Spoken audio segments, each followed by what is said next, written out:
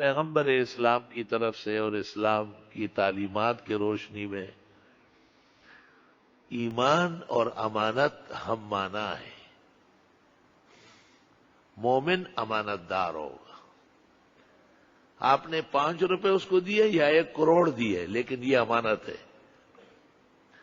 تو امانت کا مطلب یہ ہے کہ وہ اپنی ضرورت کے لیے بھی استعمال نہیں کرے گا، کیونکہ فقہا کہتے ہیں کہ امانت اس کو کہتے ہیں کہ وہ تبدیل بھی نہیں کر سکتا ہے۔ وہ آپ کو ٹیلی فون کرے گا کہ بھائی وہ آپ کا سکہ میرے پاس ہے، آج کل اس طرح کے حالات ہیں، آپ مہربانی کر کے اٹھا لیں۔ وہ خود اس کو آگے پیچھے نہیں کر سکتا، خیانت کہلاتی ہے۔ اور تصرف امین جو ہے وہ مامون میں مستودع میں نہیں کر سکتا۔ جیسے بعض لوگ کہتے ہیں کہ جی میرے امانت ہے، آپ جیسے چاہے، یہ فضول بات ہے۔ جس طرح کوئی کہے کہ یہ میری گھر والی ہے لیکن آپ بھی اس سے نکاح کر سکتے ہیں، یہ کوئی طریقہ ہے؟ اخلاق کی بات ہے۔ یہ میری امانت ہے، آپ مرے مگر اس کو ہاتھ نہ لگائے۔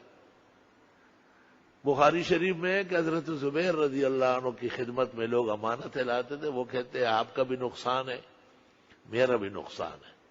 آپ کا نقصان یہ ہے کہ اگر ضائع ہوا تو فقہاء اور امت متفق ہے کہ امانت کے ضائع ہونے میں امین مجرم نہیں ہے، ضمانت نہیں دے گا، لا ضمانت فی الامانہ۔ اور میرا نقصان یہ ہے کہ میں ایسے ہی چوکیدارہ کروں گا، آپ مجھے سلف دے دے، یہ قرض دے دے، اس میں میرا فائدہ ہے، میں بیچتا ہوں اس کو، اپنا کام کراتا ہوں، پھر جب آپ کو موقع ہو اتنے دن پہلے مجھے بتا دیں، میں آپ کو سیٹ کر کے دے دوں گا۔ فقہاء کرام اس لیے فرماتے ہیں کہ لوگوں نے امانت کا نام سنا ہے، امانت کا بوجھ نہیں دیکھا ہے کہ امانت کہتے ہیں اس کو ہے۔ باپ نے بیٹے کے پاس، بیٹے نے باپ کے پاس ہاتھ نہیں لگا سکتا ہے، نہ تصرف کر، تصرف خیانت ہے، گناہ ہے اور جرم ہے۔ لا الہ الا اللہ استغفر اللہ واتوب الیہ۔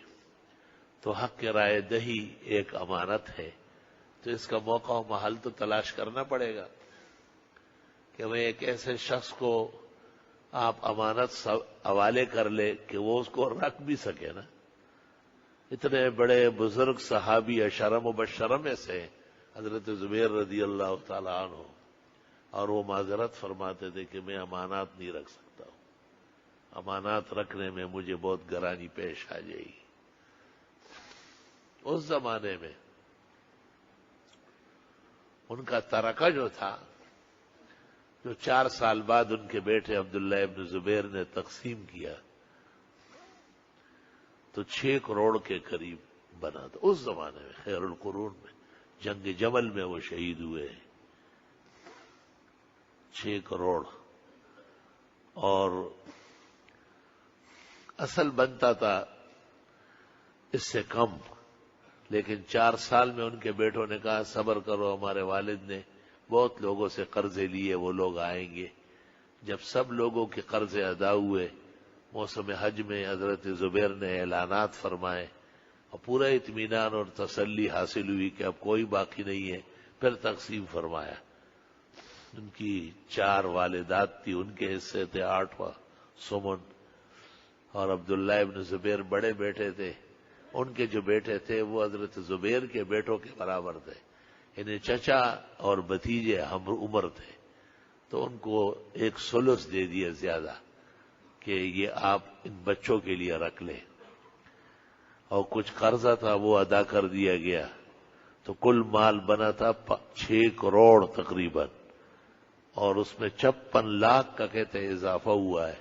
اسی پر بخاری نے باب قائم کیا، برکت الغازی فی مالہ و فحیا و میتا مع رسول اللہ صلی اللہ علیہ وسلم و مع ولاۃ الامر، کہ اللہ تعالیٰ غازی اور مجاہد کے مال میں برکت دے دیتا ہے۔